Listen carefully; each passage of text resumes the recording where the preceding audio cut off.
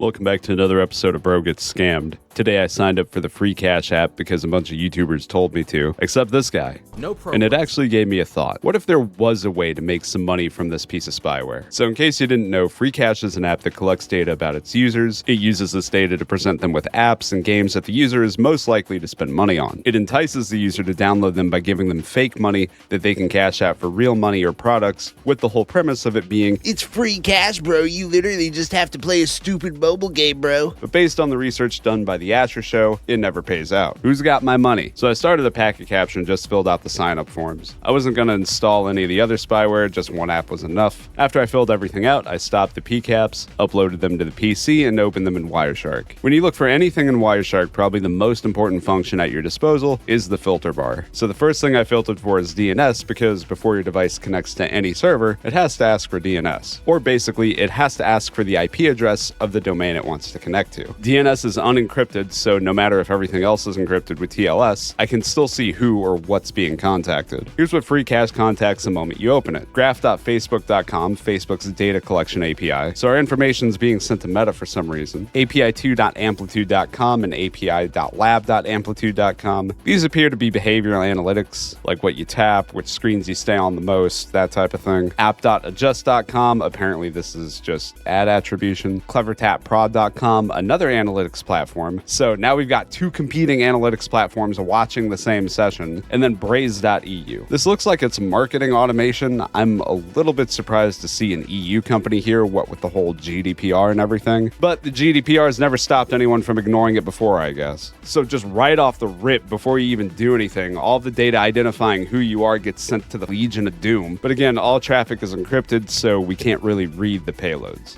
So where's my money? Well, the cool thing about Android apps is that they're APKs, and you can decompile them and view the source code. If you already have the app installed on your phone like me, you can rip it from the phone directly with ADB. Just gotta look for it properly. Apparently this is Freecash too, since it's my second time installing it. Now we can get the path and pull it. Next we need a decompiler. I'll be using one called Jadx. We can use the wget command to download it from the GitHub repo, unzip it, and make sure we add an executable permission. Then we want to echo the path to .bashrc, just so we can run commands in the terminal and LARP as Elliot Alderson. But I'm going to use the GUI anyway, so I guess it doesn't really matter. So what happens when you decompile something is that you're taking the bytecode of the APK and you're turning it back into readable Java like it was originally written in. If you've ever heard of the term static analysis, this is basically what we're about to do by looking at source code. We're just looking at it without running it. Pretty similar to looking at a pre-recorded packet capture. All right, so now that the APK is decompiled, immediately you're going to notice you have a lot of crap. Way too much to manually go through.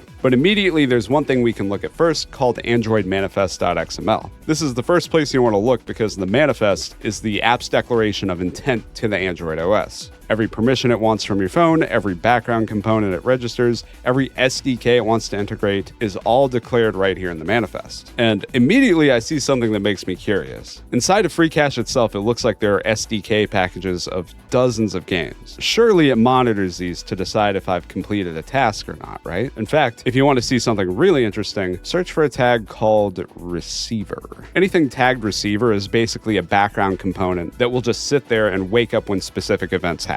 Freecash is always listening for these events. I don't immediately see anything out of the ordinary. Firebase things are typical. And then here's some of the tracking stuff that we saw in Wireshark. But I'm still curious. After seeing Freecash having SDK packages right in the app, the question of where's my money actually translates to, does Freecash do client-side verification? Okay. So when Freecash decides to credit you your pretend money, we have to ask, is that decision happening on my device or is that happening on a server? Because these two things have completely different implications. Client-side verification means the app checks something on your device, like if you installed the game, whether or not you spent $10, whatever, and credits you based on what it finds on your device locally. This is easily exploitable. If the check happens on your device, you can easily fake it, as opposed to server-side verification where the client, my phone, contacts Freecash's server and the server determines whether I get points or not. Much safer from a security standpoint, but given the whole fact that Freecash allegedly doesn't pay out, this is likely what determines if it's going to pay out or not. Now, before I just start randomly grepping through hundreds of Java files, there is actually a framework that real auditors use to approach things like this. This framework is the OWASP Mobile Application Security Testing Guide.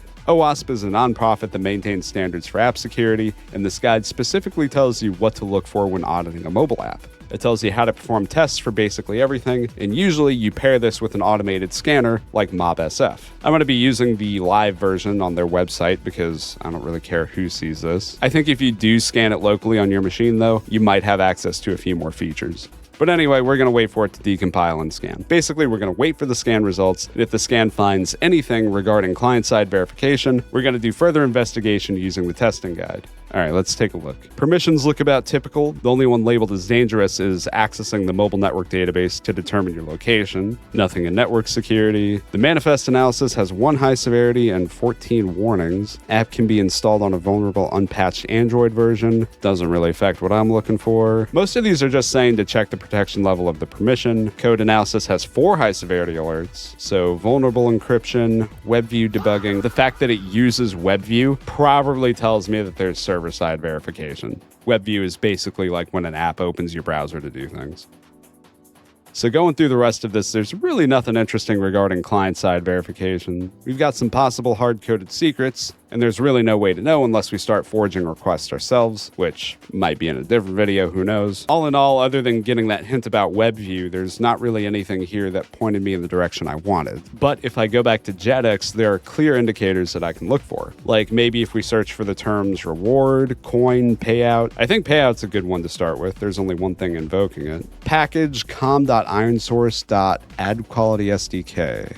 IronSource, software company headquartered in Tel Aviv, specializes in app monetization. Okay, so Jadx left us some comments. Rename for this reason contains not printable characters. Not printable characters. So I guess they tried to obfuscate their code. So we're going to see a lot of objects in here that are kind of in this format because they were obfuscated. Anyway, this is a subpackage called I in IronSource's Ad Quality SDK. It reports a class called Impression Data from Fiber Fairbid ads. Fiber Fairbid.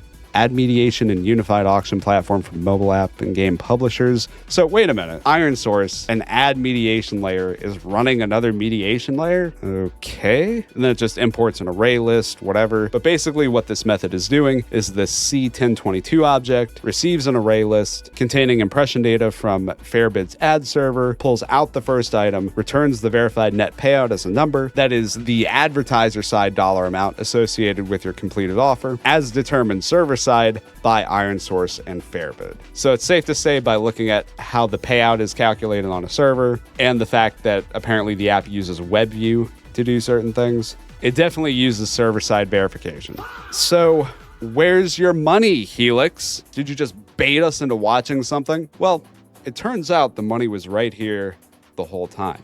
We just analyzed pre-recorded packet captures, decompiled an APK, scanned the APK for vulnerabilities, and manually searched the source code to determine what was going on. This is called static analysis, and it is a skill that all of your favorite security researchers, much like the ones I mentioned on this channel, use on a daily basis. Heck, you don't even have to be a security researcher. You could be a systems analyst. You could be an application tester, QA, bug bounty hunter. So many jobs require analysis skills. So many people require someone to break down things into their core components just so that they can understand them. And you can do this with anything, any app. It doesn't even have to be a shady one. Decide what it is what you want to look for, if anything. Do everything we did here. Take notes while you do it. Put the notes into Claude or something and have it do a write-up. Post that shit to your GitHub and put your GitHub on your resume and get a job. Because at the end of the day, the real money didn't come from us using the spyware. The real money was the skills that we learned along the way.